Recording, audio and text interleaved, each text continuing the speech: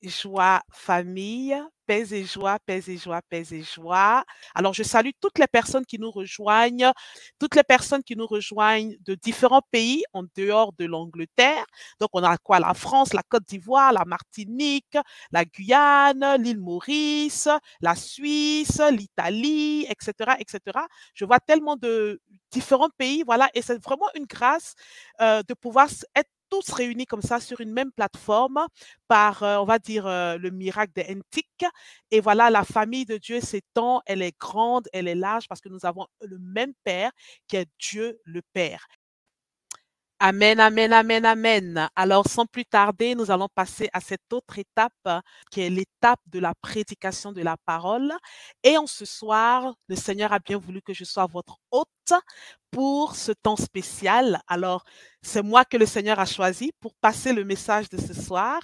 Alors, nous allons nous disposer, nous allons nous préparer parce que le thème qui va être partagé en ce soir est un thème qui est très, très, très important. C'est un thème qui est capital. C'est un thème qui est incontournable.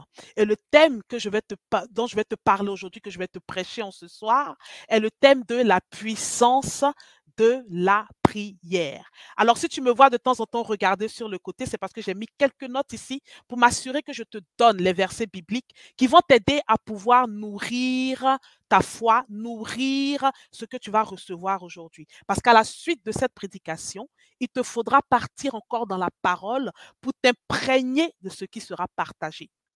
Le thème dit la puissance de la prière. Pourquoi la puissance de la prière? Parce que la prière en elle-même, elle a une puissance. Pourquoi nous disons qu'elle a une puissance? À cause de ce qu'elle déclenche, à cause de ce elle arrive à créer et à mener à accomplissement. Et je vais te parler de ça tout à l'heure. Mais quand on dit la prière, qu'est-ce que la prière? Vous voyez, il y a beaucoup de définitions. Il y a énormément de définitions, mais nous allons les garder simples. La prière est ce que je veux que tu puisses retenir en ce soir. La prière, c'est l'échange avec Dieu. La capacité de pouvoir échanger avec Dieu, de pouvoir parler à Dieu, de pouvoir converser avec Dieu. C'est l'action de parler avec ton Créateur. Celui qui t'a créé, c'est l'action de pouvoir échanger avec lui, d'être en contact avec lui. La prière, tu peux aussi la définir par l'élévation de l'âme vers Dieu. Ton âme s'élève vers ton Créateur. Parce que toi-même, tu sais, mais ton âme aussi sait qu'elle a besoin de cette source et parce que sans cette source, elle ne peut vivre. Donc, ton âme s'élève vers Dieu. La prière aussi est comme, je dirais, est ce que la nourriture est pour le corps. Tu vois, la prière est ce que la nourriture est pour le corps, c'est ce que la prière est pour ton âme. C'est ce que la prière est pour ton être intérieur. Donc, pour dire que c'est capital, elle est importante, elle est incontournable. C'est une plateforme pour pouvoir forcer, et permettez-moi d'utiliser le mot forcer, peut-être que je fais du franglais, mais c'est une plateforme pour pouvoir, tu vois, appliquer, faire advenir le plan de Dieu dans ta vie, dans ma vie. Donc, on voit que par sa définition, la prière est une nécessité pour l'homme. Parce que l'homme, le berger Julius a dit, est tripartite. C'est ce qu'il a dit. Nous sommes corps, âme et esprit. Et notre âme et notre esprit ont besoin de cette connexion spirituelle. Donc, l'âme, elle est le milieu, c'est-à-dire tu as le corps, tu as l'esprit, et puis l'âme est ce milieu-là qui est entre les deux mondes. Vous voyez? Donc, le monde spirituel, le monde physique. De par ton corps, tu es dans le monde physique. De par ton esprit, tu es connecté à l'esprit de Dieu parce que Dieu a soufflé en toi pour te donner son esprit. Tu vois? Donc, c'est comme si tu as un pied ici et puis un pied de l'autre côté. Physiquement, tu sais, tu touches la matière, tu peux te toucher, tu sais que tu es humain, tu es de chair. Spirituellement, tu fais quoi? Comment est-ce que tu développes ton être spirituel? Pour pouvoir développer ton être spirituel, parce que tu es fait de trois, tu es corps, âme et esprit, pour pouvoir développer justement ton être spirituel, pour que ton être spirituel puisse s'épanouir, tu as besoin de ce contact-là avec ta source. Et ta source, c'est Dieu. Ta source, c'est Dieu le Père. Alléluia. On va dire peut-être Maranatha. Donc, je te disais que c'est un thème qui est super important et qui est la base même de tout ce que nous sommes en train de faire.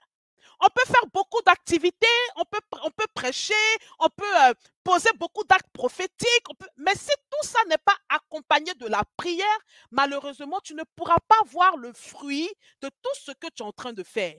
Parce que la prière est capitale. Et pourquoi je me permets de dire que la prière est capitale? C'est parce que Jésus lui-même en a parlé. Et nous savons, nous tous, que si Jésus prend la peine de parler d'un sujet, il prend la peine de parler de quelque chose, c'est parce que cette chose ou ce sujet, on va dire cette chose est très importante ou ce sujet est d'une importance capitale. Je vais commencer tout simplement par te donner le texte de Luc 11, à partir du verset 1 à 13. Jésus a parlé de la prière. Ses disciples ont dit, Seigneur Jésus, Seigneur, apprends-nous à prier comme Jean a appris à prier à ses disciples. Et le Seigneur te dit, ok, lorsque vous allez prier, dites. Lorsque vous allez prier, quand vous allez prier, il n'a pas dit si vous priez, il dit quand vous allez prier. Il insiste sur quand vous priez, parce que ce n'est pas une question, il n'y a pas de débat. Ce n'est pas du genre le jour où vous allez prier, si vous priez, non. Quand vous allez prier, pour dire que c'est certain que vous allez prier et que vous devez prier. Il dit quand vous priez, dites. Et il leur a appris la prière du Notre Père qui est aux cieux. Que ton nom soit sanctifié, que ton règne vienne, que ta volonté soit faite sur la terre comme au ciel.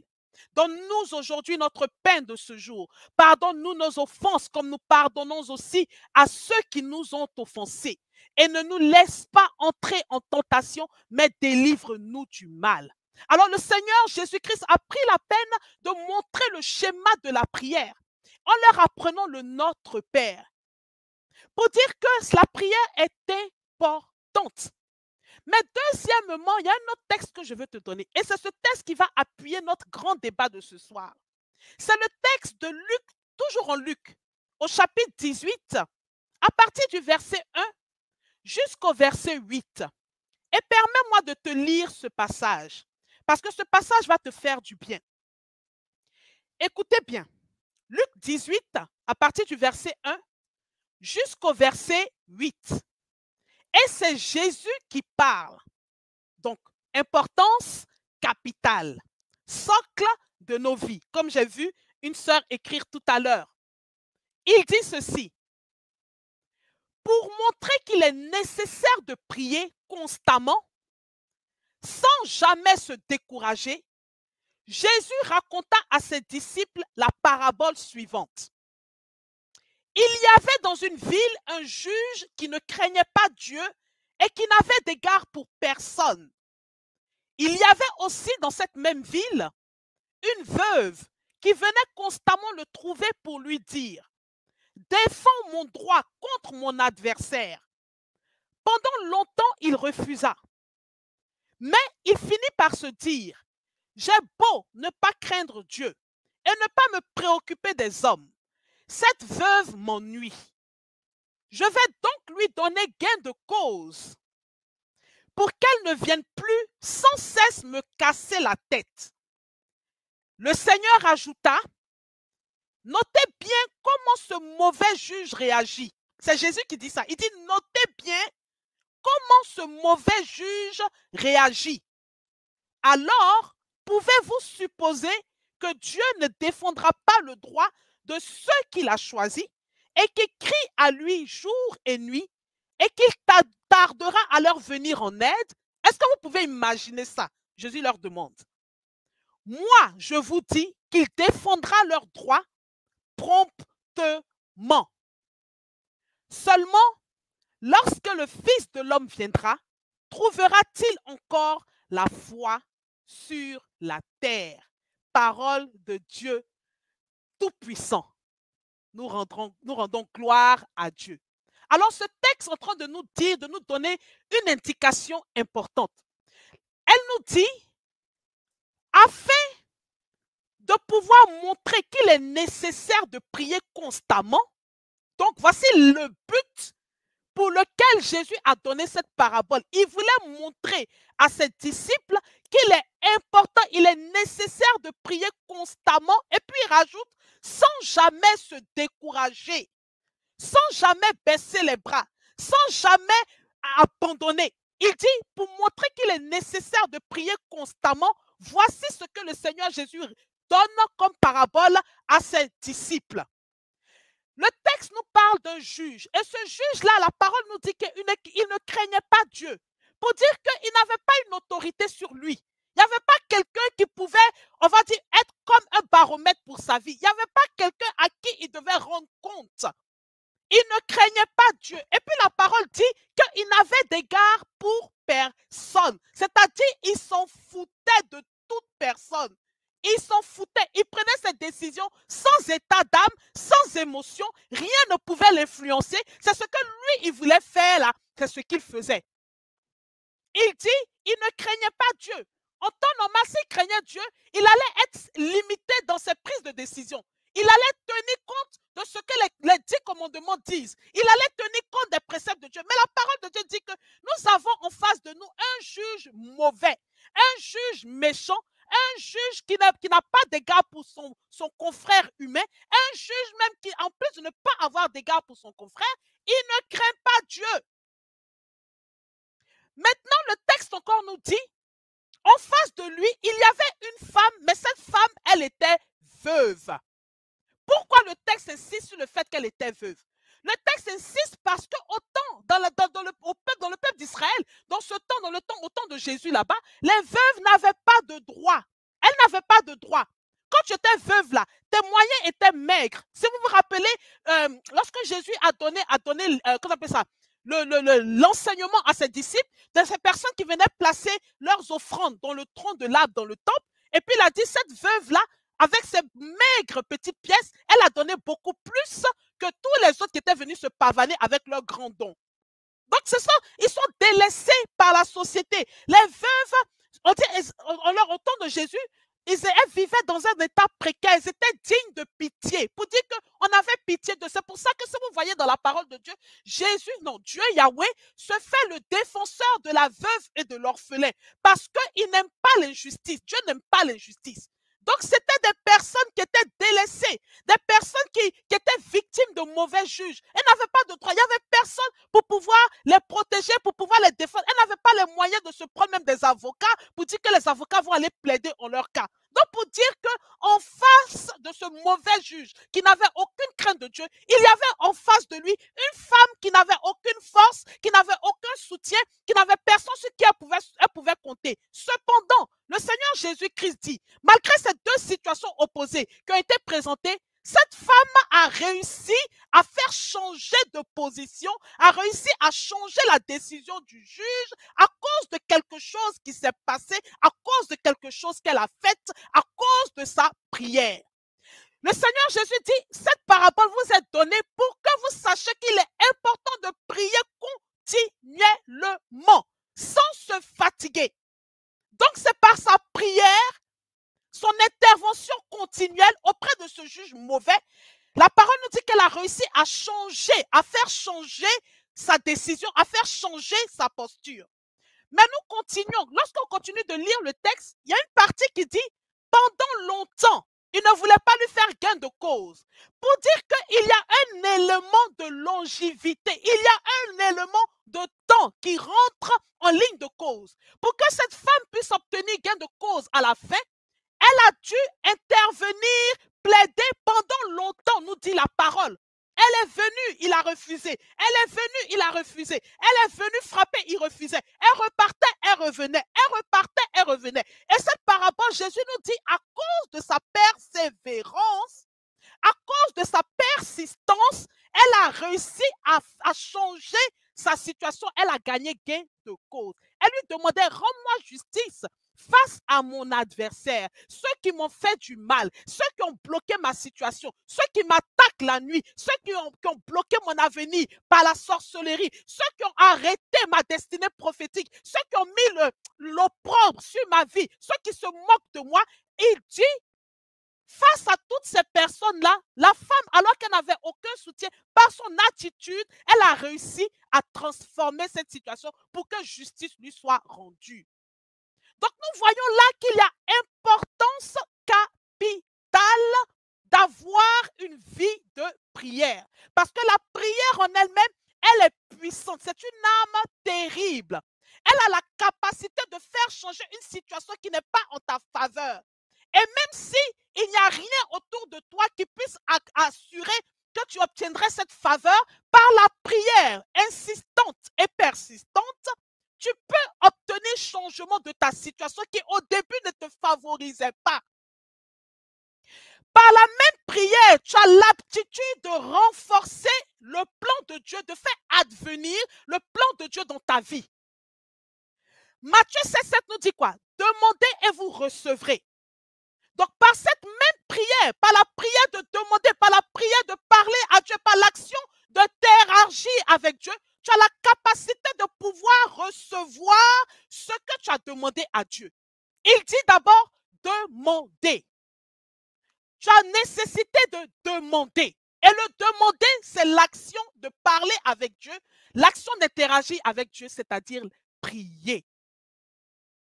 Donc, il nous dit ici que par la prière, tu as la capacité de pouvoir attirer ce qui a déjà été relâché pour toi et amener cela à manifestation dans le monde physique dans lequel tu es. Parce que la parole de Dieu nous fait savoir que toute chose existe déjà dans le monde spirituel. Il n'y a rien de nouveau sous le soleil.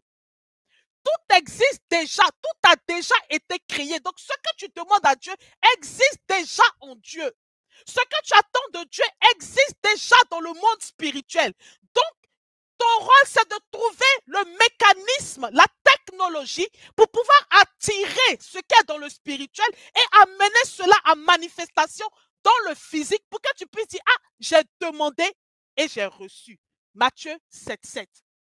Pourquoi encore tu dois prier? Tu dois prier parce que Jacques nous dit, dans le chapitre 5, à partir du verset 13 jusqu'au verset 16, il dit, lorsque tu es dans l'affliction, lorsque tu es affligé, il faut prier.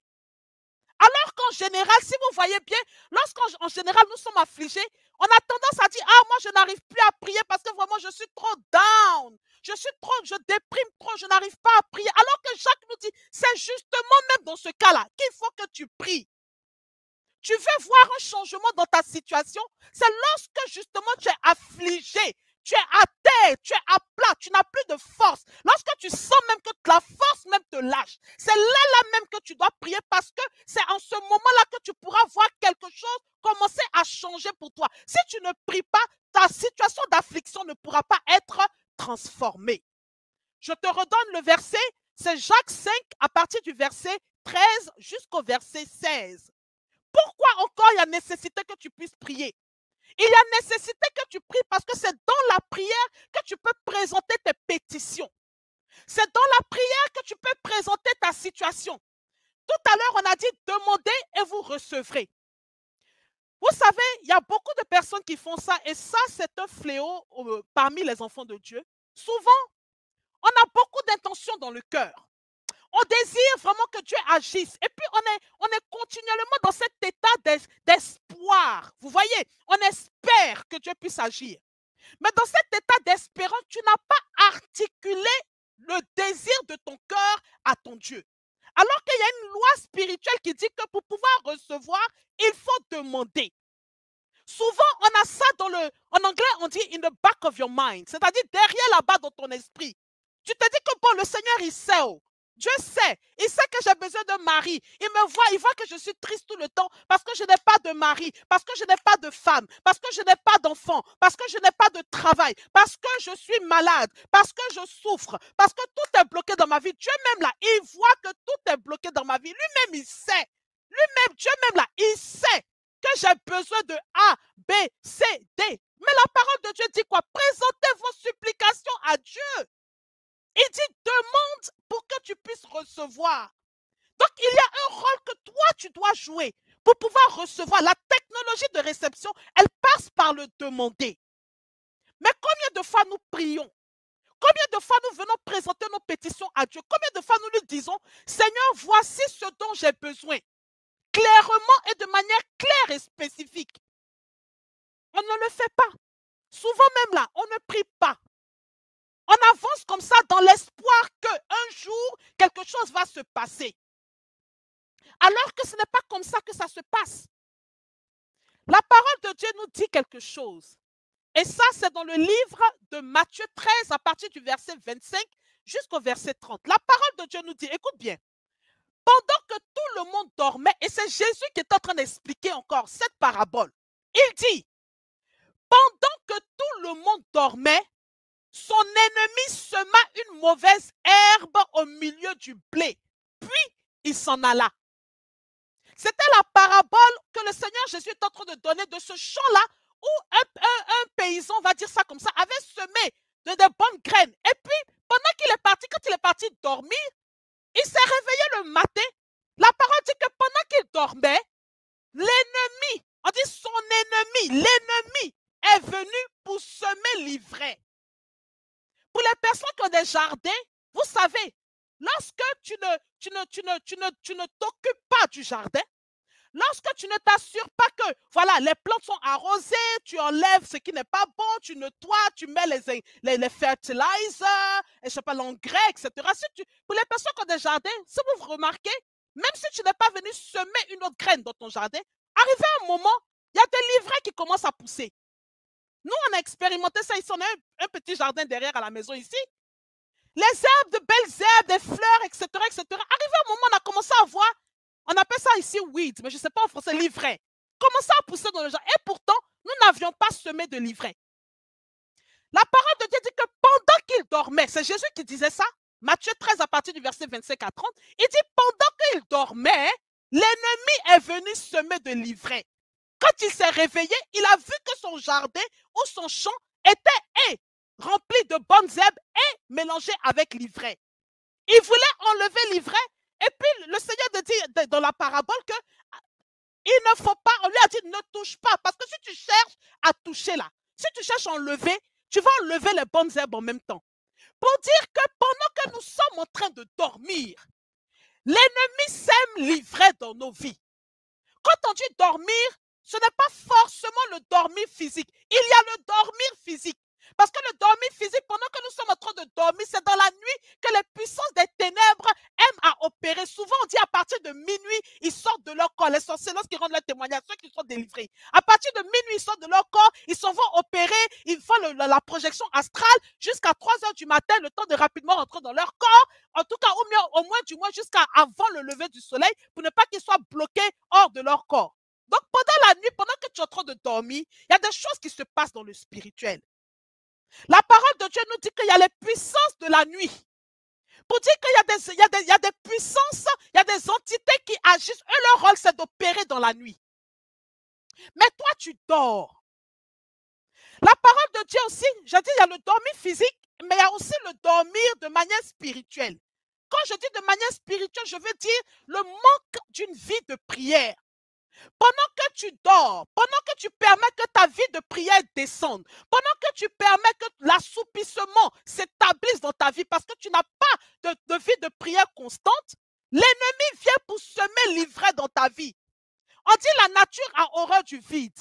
Donc si tu n'es pas en train de semer de la bonne terre, il y a quelqu'un d'autre qui vient pour semer à ta place. Et ce que quelqu'un d'autre vient pour semer, c'est de l'ivraie. Ce n'est pas quelque chose qui est pour ton bien. C'est quelque chose pour te détruire. C'est quelque chose pour gâter les bonnes herbes qui avaient déjà été semées dans ta vie. Il dit pendant qu'il dormait, l'ennemi est venu pour semer l'ivraie. Pendant qu'il dormait. La prière te permet de maintenir la terre de ta vie en vie. La prière te permet de maintenir la protection autour de ta vie. Et ça, c'est ta responsabilité première à toi. Ce n'est pas la responsabilité de quelqu'un d'autre. C'est toi qui as la capacité de prier pour que ta vie soit en feu, pour que ta vie soit en vie, pour que ta vie soit réveillée. Si vous voyez bien, souvent, on est tout feu, tout flamme dans la vie de prière. Et puis, arrivé un moment, on a l'impression que les choses n'avancent pas comme on les veut, comme on veut les voir avancer. Et la réaction automatique que nous voyons chez beaucoup de chrétiens, c'est celle de baisser les bras, c'est celle de s'affaisser, c'est celle de pleurer, c'est celle de se décourager. Alors que lorsque tu commences à voir ce genre de signes se manifester dans ta vie, ça veut dire que ton breakthrough, ta percée n'est pas loin. Pour pouvoir arriver à avoir accès à ton enclos, pour pouvoir introduire l'ivraie dans ta terre, Il y a nécessité d'empêcher que tu gardes tes gardes élevés. Il te faut baisser les gardes. Donc l'ennemi met en mouvement un dispositif.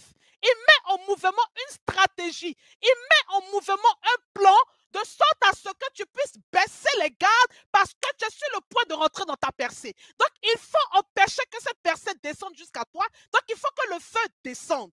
Et pour que le feu descende, il faut que tu arrêtes de prier. Il faut que tu te décourages. Il faut que tu n'aies plus confiance en Dieu. Il faut que tu perdes la foi. Il faut que tu n'aies plus espoir que ta situation puisse changer. Il faut que tu t'établisses et que tu commences à te sentir à l'aise dans ta situation qui n'est pas une situation de se sentir à l'aise. Et lorsque tu rentres dans ces différents symptômes que je viens de lister, que je viens d'énoncer, que je viens d'énumérer, l'ennemi a maintenant accès, il a possibilité maintenant d'avoir accès à l'enclos de ta vie pour pouvoir venir semer l'ivraie. Si pendant que je suis en train de prêcher, tu réalises que, moi-même, là, ça fait un moment que j'ai baissé les bras. C'est le moment de te repentir. C'est le moment de dire au Seigneur, Seigneur, j'ai besoin de ta force. Viens me fortifier parce qu'il me faut continuer le chemin. Je ne peux pas avoir traversé si longtemps, si long chemin pour me retrouver à l'entame, à l'entrée de mon miracle et puis de laisser ce miracle passer devant mon nez parce que j'ai baissé les bras. Il faut combattre la fatigue et la paresse spirituelle avec véhémence. Parce que la clé pour pouvoir déclencher ton miracle, là, elle est contenue dans ta vie de prière. Dans ta relation avec Dieu. La parole de Dieu dit quoi? Il dit, il a donné cette parabole pour que les hommes sachent qu'il y a nécessité de prier sans cesse. 1 Thessaloniciens, je crois que c'est 1 Thessaloniciens, si je ne me trompe pas, nous dit aussi qu'il y a nécessité de prier sans cesse. Prier sans cesse, ça ne veut pas dire que tu ne dors pas. Ça ne veut pas dire que tu te lèves du matin de 24 heures sur 24, 7 jours sur 7, 52 semaines sur 52 semaines, 365 jours sur 365 jours, tu ne fais que prier, mais tu vas mourir. Parce que tu as aussi besoin de repos. Tu es dans un corps. Tu vis sur la terre. Tu as besoin de dormir. Mais prier sans cesse veut dire quoi? Prier sans cesse, ça veut dire maintenir ton cœur sans cesse connecté au cœur de Dieu. Prier sans cesse veut dire avoir la constance dans ta vie de prière. Avoir la régularité, c'est-à-dire il n'y a pas un jour qui va passer, avoir cette régularité dans ton contact quotidien avec Dieu. Jésus nous dit dans le Notre Père, donne-nous aujourd'hui notre pain de ce jour. Pour dire que chaque jour, tu as besoin d'aller auprès de ta source pour pouvoir recevoir le pain qui va te nourrir pour le jour qui t'est donné, pour le jour dans lequel tu es. Tu ne peux pas utiliser le pain d'aujourd'hui pour te porter pour demain. Le pain d'aujourd'hui, demain, ça sera du pain rassis, du pain gojo. Tu as besoin de ton pain quotidien. Jésus dit, donne-nous aujourd'hui notre pain de ce jour. Donc, tous les jours, tu as besoin d'aller en contact avec ton Dieu. Tu as besoin continuellement de rester en contact avec ton Seigneur. C'est ça qu'on dit la prière constante. Même lorsque tu es en train de travailler, ton cœur est connecté à Dieu. Même lorsque tu dois prendre des décisions, ton cœur est connecté à Dieu. Lorsque tu sens que la tristesse veut prendre ton cœur est connecté à Dieu. Même dans ta difficulté, ton cœur est connecté à Dieu. Quand je dis ton cœur est connecté à Dieu, c'est-à-dire même ce que tu es en train de traverser, même la souffrance que tu es en train de traverser, tu la présentes à Dieu. C'est ça qu'on dit, avoir une vie de prière constante. Il ne doit rien avoir dans ta vie qui soit en dehors de Dieu. Seigneur, je suis triste. Tu es venu lui dire. Seigneur, je suis vraiment dans la joie. Tu es venu lui dire. Ah, Seigneur, on me demande de signer tel contrat. Je fais comment? Tu es venu lui dire. Ah, Seigneur, il faut m'aider. Je dois faire un investissement. Je n'ai pas les moyens pour pouvoir le faire. J'ai besoin que tu viennes à mon aide. Tu es venu lui dire. Tu montes dans ta voiture. Seigneur, je prie que tu me gardes. Tu m'emmènes jusqu'à bon port. Tu me ramènes jusqu'à la maison saine et sauve. Tu es venu lui dire. Tu lui as présenté. C'est ça qu'on dit. Ton cœur est continuellement dans la prière. Alors la prière te permet de pouvoir, tu vois, bouger, de pouvoir t'assurer que le plan de l'ennemi n'a pas lieu de se manifester dans ta vie. Par la prière, tu as la capacité de pouvoir garder ce feu allumé dans ta vie. pour que toutes les flèches qui sont lancées contre toi puissent être déviées. Elles ne puissent pas t'atteindre parce que tu es dans cette présence continuelle. Maranatha, alléluia. Alléluia. Donc, par la prière, tu as la possibilité de déloger le pouvoir de l'ennemi. C'est pour ça que lorsqu'il veut t'attaquer, il s'assure que tu baisses dans la prière. Tu n'as pas remarqué que lorsque tu baisses dans la prière, tu vas de mal en pire? C'est parce que ça fait partie du plan. Le plan, c'est de te finir. Le plan, c'est de te terrasser. Donc, pour te terrasser, il y a nécessité de faire baisser le feu là. Donc, pour faire baisser le feu, c'est quand on t'emmène à ne plus prier. À ne plus prier, à ne plus faire confiance en Dieu, à ne plus espérer en la miséricorde de Dieu, à ne plus espérer en l'intervention de Dieu. Donc là, je viens de te donner les raisons pour lesquelles il est nécessaire de pouvoir prier. Je t'ai dit, tu peux changer ta situation par la prière. Tu peux changer ta situation par la prière. Nous avons vu l'exemple de la veuve qui n'avait aucun soutien, mais que par la prière persévérante, a réussi à changer sa situation. Elle a gagné gain de cause. Maintenant, tu vas me demander, mais comment prier? Parce qu'il y a tellement de manières de prier. Comment prier pour que ma prière soit puissante? La parole de Dieu en parle. Il y a des clés que le Seigneur nous a données dans sa parole pour que nous puissions savoir comment prier, pour que notre prière puisse être une prière puissante. La prière puissante, c'est celle qui fait, encore je reviens à ce que j'avais dit tout à l'heure, c'est celle qui en force, renforce le plan de Dieu, l'accomplissement du plan de Dieu pour ta vie. C'est celle-là qui te permet de rester connecté continuellement à la présence de Dieu. Donc, comment tu vas prier? Et je vais te lire Jacques 4, à partir du verset 2 jusqu'au verset 3. Donc, si tu peux écrire cela. Jacques 4, à partir du verset 2 jusqu'au verset 3. Jacques dit ceci. Vous convoitez beaucoup de choses, mais vos désirs restent insatisfaits. Écoutez bien. Vous êtes meurtrier, vous vous consumez en jalousie et vous ne pouvez rien obtenir. Vous bataillez et vous vous disputez. Maintenant, écoutez bien le verset d'importance pour ce que je veux partager en ce soir. Vous n'avez pas ce que vous désirez parce que vous ne demandez pas à Dieu, number one. Donc, on a parlé de ça tout à l'heure parce qu'on n'exprime pas clairement ce dont on a besoin, ce qu'on veut que Dieu fasse pour nous. Number one. Number two, il dit, ou bien, si ce n'est pas ça, c'est que vous n'obtenez pas parce que quand vous demandez avec de mauvais motifs. Vous voulez que l'objet de vos demandes serve à votre propre plaisir. Il dit, quand vous présentez ça de la sorte, quand vous venez prier et vous venez présenter une intention, vous demandez, ah Seigneur, fais ça pour moi. Il dit d'abord, c'est ou tu n'as pas demandé, ou si tu as demandé, tu as mal demandé, c'est pour ça que tu ne reçois pas. Donc il dit, les motifs qui te poussent à venir présenter une intention particulière à Dieu sont d'une importance capitale aussi.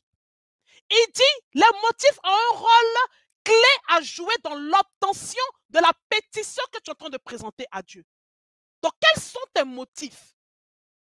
Qu'est-ce qui te pousse à demander, Seigneur, je désire que tu m'accordes la grâce d'avoir une voiture. Tu veux la voiture, pourquoi? Tu veux l'argent, le financement, pourquoi?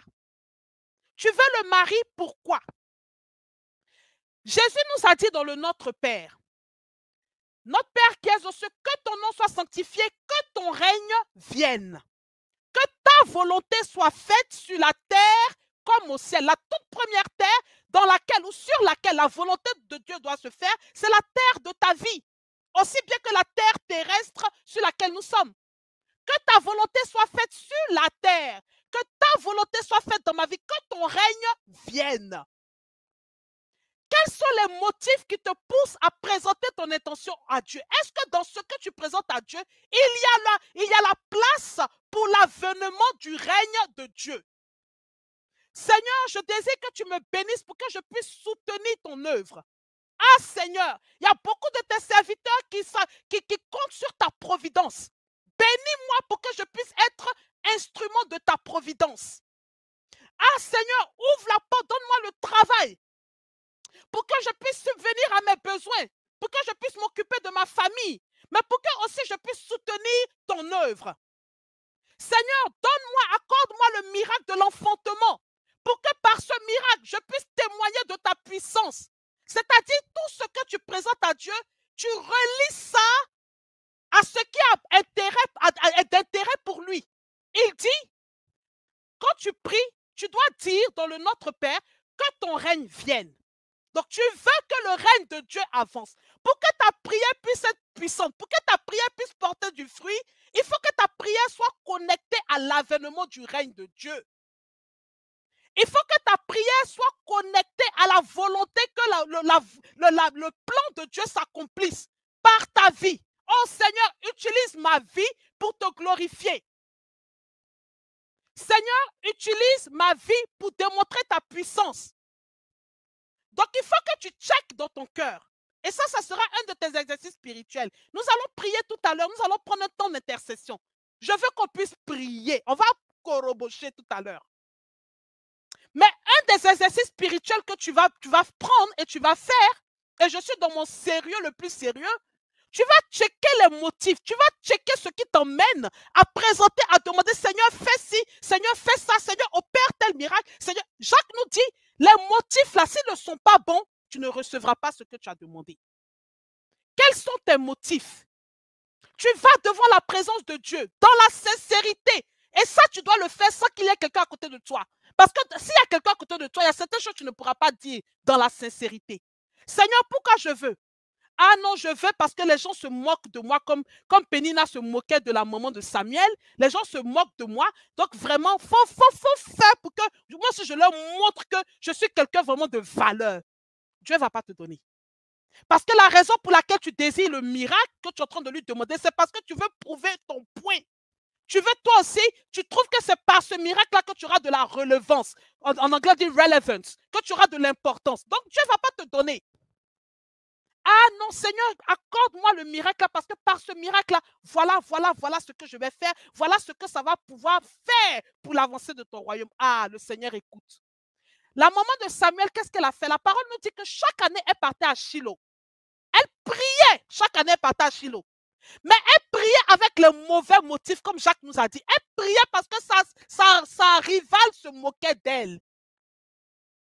Et donc, il fallait qu'on lave l'affront sur elle. Donc, pour elle, là, elle devait avoir l'enfant parce qu'il y avait un affront. On se moquait d'elle. Il fallait qu'elle montre qu'elle aussi, elle a la capacité de faire enfant. Pour fermer la bouche de ses détracteurs. La parole dit que chaque année, elle partait à Shiloh.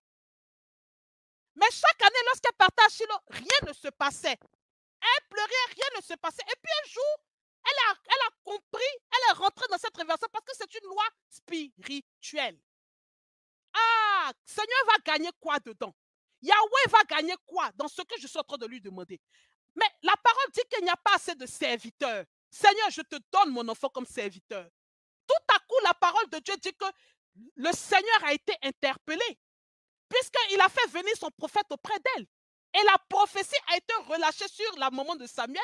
Et l'année qui a suivi, elle est venue avec son enfant pour présenter cet enfant devant Dieu comme elle avait promis.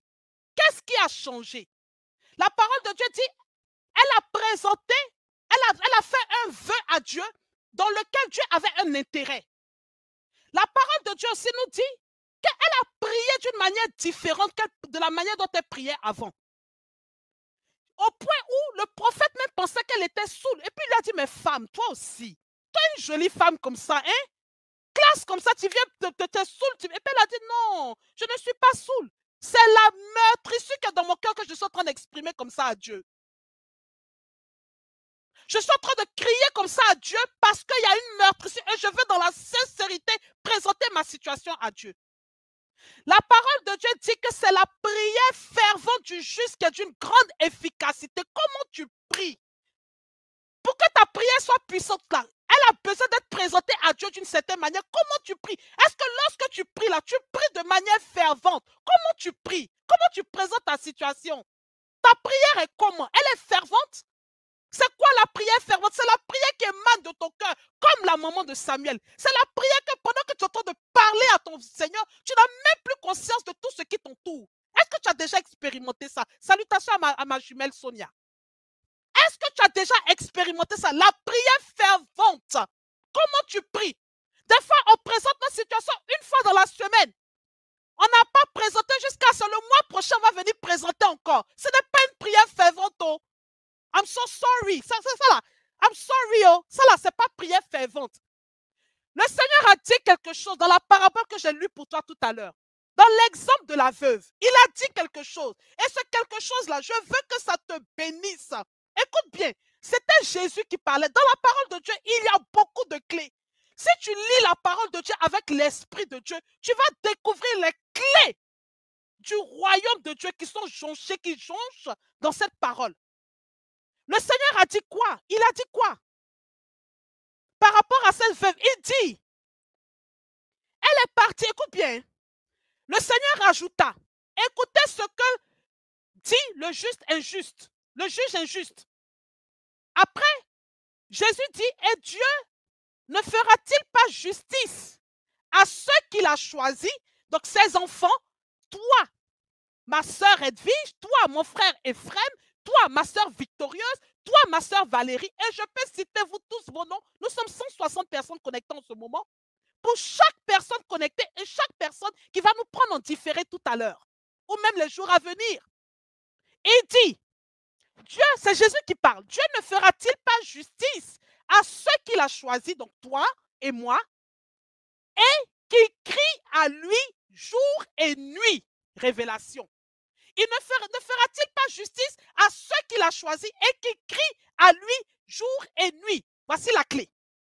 Est-ce que tu cries à Dieu jour et nuit pour que ta prière soit puissante, pour qu'elle puisse déclencher quelque chose dans le spirituel et pour matérialiser ça dans le physique?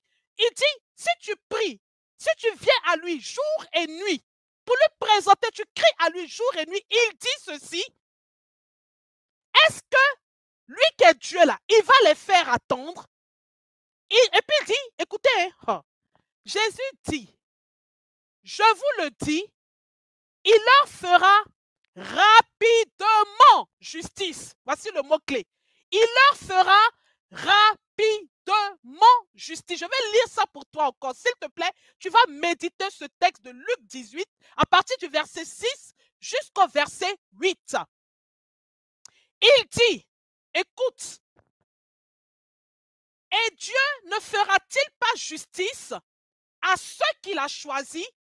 Et donc, il y a connexion, il y a deux, il les a choisis, et puis ceux qu'il a choisis là, est-ce qu'il ne fera pas justice à ceux-là qui crient à lui jour et nuit? Qui crient à lui jour et nuit. Les fera-t-il attendre? Il pose la question, est-ce que moi, Dieu là, je vais les faire attendre? S'ils sont venus crier à moi jour et nuit, est-ce que je vais les faire attendre? Il dit non, je vous le dis. Je leur ferai rapidement justice. Rapidement justice. Donc là, le Seigneur vient de nous donner une clé. La clé de crier à lui jour et nuit. Tu es déjà son enfant. Donc il t'a déjà choisi. Il dit, viens crier à lui jour et nuit comme la femme veuve. Est-ce que tu viens tout le temps présenter ton cas au Seigneur? Pour que ta prière soit puissante, il faut que ce soit une prière insistante. Il dit, présente-lui ton cas jour et nuit. Et lorsque tu présenteras ton cas jour et nuit, il te fera justice comme quand? Rapidement.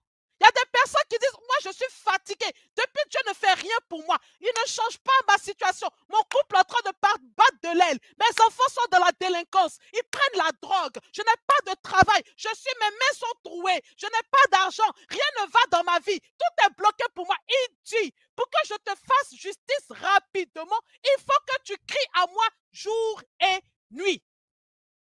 Dans la prière, tu as la capacité de pouvoir légiférer. Il dit jour et nuit. Tu vas dire, mais la nuit, comment ça? Tu peux mettre dans ton temps, tu peux aménager ton temps pour pouvoir te lever dans la nuit. La parole nous dit que Paul et Silas, c'est au milieu de la nuit, donc à minuit, quand ils ont commencé à louer, ils ont commencé à glorifier, louer, chanter le Seigneur, et il s'est passé quelque chose de terrible. Les chaînes sont tombées, les portes de la prison se sont ouvertes. Tu peux aménager ton temps parce que la parole de Dieu dit que lorsque Dieu créa le monde, il créa la nuit et il créa le jour. Ce fut le premier jour. Pour dire que la journée, elle commence déjà par la nuit. Elle ne commence pas le matin. C'est comme les entrailles d'une femme qui est enceinte. Ta journée enceinte de ce qui va se passer dans ta journée, ça commence déjà dans la nuit.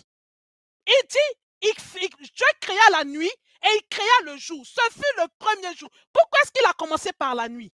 Pour dire que la journée commence déjà par la nuit. Donc, il faut que tu puisses déclarer dans ta prière, que tu puisses appeler dans ta prière, que tu puisses proclamer ce que tu veux voir venir dans ta journée, ce que tu veux voir venir dans ton mois, ce que tu veux voir venir dans ta semaine. Il te donne la puissance par la parole de déclarer vie ou mort sur ce que tu veux voir advenir, sur ta journée, sur ton projet, sur ta situation, sur ton mois, sur ton année. Il dit, quand tu dors, l'ennemi vient et puis il sème l'ivraie. Donc, aménage ton temps de sorte à ce que dès le début de la journée, donc à partir de minuit, dès le début, tu te lèves et tu rentres dans ce temps de prière. Ce n'est pas obligé d'être long, mais un temps intense. Il dit fervente, la prière fervente. Donc, pendant ce temps, tu décides, à partir de ce soir, je veux voir le miracle se passer dans ma vie. C'est vrai, le père Yoboué va venir prier, le père Wali va venir prier, le père, je ne sais pas, les frères et sœurs, oui, mais toi-même, Dieu attend quelque chose de toi. Il y a quelque chose dans cette épreuve que tu es en train de traverser, il y a quelque chose que Dieu veut faire sortir de là. De ça, pour beaucoup de personnes, Dieu veut te construire pour que tu sois un homme et une femme de combat. Dieu, il gagne. Ta situation là, ma situation, Dieu peut changer en un clin d'œil. On a vu ça dans la vie de Joseph. Du jour au lendemain, il est passé d'esclave à premier ministre en Égypte, un pays étranger. Donc pour dire que Dieu, dans une fraction de seconde, il peut changer notre situation. Maintenant, pourquoi ça dure? Il y a des choses qu'il veut que tu puisses accomplir. Dans cette situation, il y a des transformations qu'il veut opérer en toi. L'une de ces transformations, il veut que tu sois un soldat dans son armée. Il faut que tu sois une femme de prière. Il faut que tu sois un homme de prière. Il faut que tu sois debout. Il faut que tu puisses, lorsqu'il va t'accorder ce que tu lui demandes, par la prière, tu puisses maintenir cette grâce qu'il t'a accordée, de sorte à ce que la parole qui dit, ces bénédictions ne soient accompagnées d'aucun chagrin, ça ne soit pas mensonge dans ta vie. Parce que Dieu peut te donner et puis l'ennemi va venir voler de ta main. Alléluia. Alléluia. Amen, amen, amen. Il dit, pour que ta prière puisse être puissante, donc en plus de tout ce que nous avons cité, et peut-être que je vais te laisser avec ça maintenant, il dit, lorsque tu t'approches de lui, il faut prier selon sa volonté. Comment tu vas savoir c'est quoi la volonté de Dieu? La volonté de Dieu est dans sa parole. Il dit que si tu pries selon sa volonté, c'est Jacques qui nous a dit ça, si tu pries selon sa volonté, il t'accorde ce que tu lui demandes. Comment tu vas savoir sa volonté? Sa volonté est dans sa parole. Donc, tu as besoin de lire. Pour que ta prière soit puissante, elle doit être une prière qui est appuyée sur la volonté de Dieu. Donc, la parole de Dieu. Jésus, le Seigneur Jésus nous a montré l'exemple par excellence. Lorsqu'il a été attaqué et tenté par Satan, lorsqu'il était au désert, il a contrecarré, répondu, bloqué les agissements, les pièges de Satan avec la parole. Si tu ne connais pas la parole, sur quoi tu vas t'appuyer pour dire que Jésus dit ça? La parole de Dieu, Dieu dit ça. Dieu veut que je sois élevé. Même partout, si le monde dit que tout s'écroule, Jésus lui dit pour moi que je suis élevé. Il y a des personnes bibliques qui parlent de ça. Mais si tu ne sais pas quel est le verset biblique qui traite de ta situation dans la parole, comment tu vas t'appuyer dessus pour pouvoir proclamer ça? Pour pouvoir prier sa volonté, pour que la parole ici, la promesse qui dit que lorsque tu pries sa volonté, il t'accorde ce que tu es en train de prier pour que cela puisse s'accomplir pour toi. Comment tu vas le faire? Alléluia. Alléluia. Et le dernier point que je vais te donner, nous allons rentrer dans le temps d'intercession, c'est le point de la foi. Et je pense que la foi, je n'ai pas besoin de développer grandement. Je veux tout simplement te dire qu'il y a possibilité que tu puisses bloquer la main de Dieu. Il y a possibilité que tu puisses prier et puis ta prière n'est pas de force, de puissance. Parce que la parole de Dieu dit que Dieu, il nous accorde ce que nous demandons et ce que nous imaginons. Pour dire que tu peux présenter une situation, tu peux prier pour une situation, mais ton cœur à l'intérieur chavire au point où ce que tu es en train de dire avec ta parole, ou ce que tu es en train peut-être de proclamer pour appeler à l'existence dans ta vie, ton cœur n'adhère pas à ce que tu es en train de dire. Quand c'est comme ça, ta prière ne peut pas être puissante. Parce que pour être puissante, il faut que ta parole et ton cœur, tes pensées s'alignent à la même chose que tu es en train de proclamer. Donc, pour dire qu'il faut prendre du temps pour construire la confiance à l'intérieur de ton cœur. Comment est-ce que tu as confiance en Dieu? Quand tu dis, Seigneur, je sais que tu vas accomplir la promesse pour moi, est-ce que ton cœur dit le contraire? Est-ce que ton cœur dit, est-ce que ça va se passer? Oh? Est-ce que Dieu, cette année, il va faire quelque chose pour moi? Oh? Est-ce que Dieu va se souvenir de moi? Oh? Ton cœur dit quoi? Il dit, c'est lorsque tu auras la foi que tu vas lui plaire. Lorsque ce que tu vas dire, tu vas penser réellement ce que tu es en train de dire, tu vas obtenir ce que tu es en train de demander parce que tu seras en ce moment-là en train de demander dans la foi. Je vais m'arrêter là. Je pense que nous nous sommes donné quand même des points pas mal importants. Soyez bénis dans le nom puissant de Jésus-Christ de Nazareth. Goodbye.